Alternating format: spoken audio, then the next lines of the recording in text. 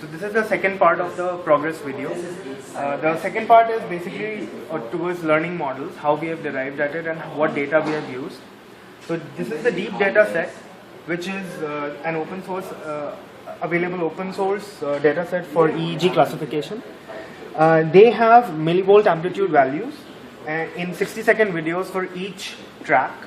So it is divided so that there are 32 participants in the experiment. Each participant went through 40 trials. Each trial corresponds to one song or video, and each song has 60-second time frames. Now, using these data sets, we have extracted our own features, which are here.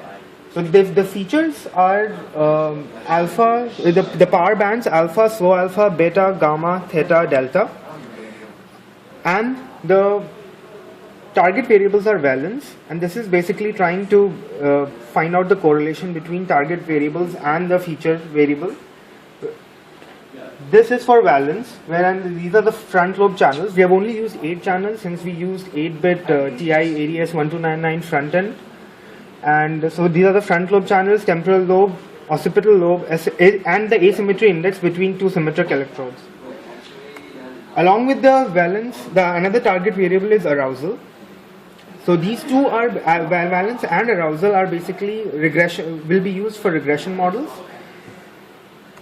Using valence and arousal, all the data points have been mapped on a two-dimensional plane. This is the distribution of the two-dimensional plane. On the basis of arousal and valence, emotion can be classified into 4 quadrants. This is our minimalistic classification, which will be improved upon later. This data distribution is used, and along with those features, for learning models.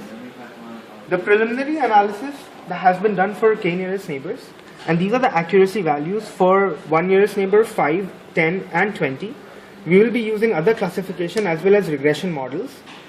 So we plan to use one regression model each for arousal and valence, whereas we plan to use classification model for quadrant classification, which can then be combined to get a combined learning model to predict on real-time EEG data. Thank you.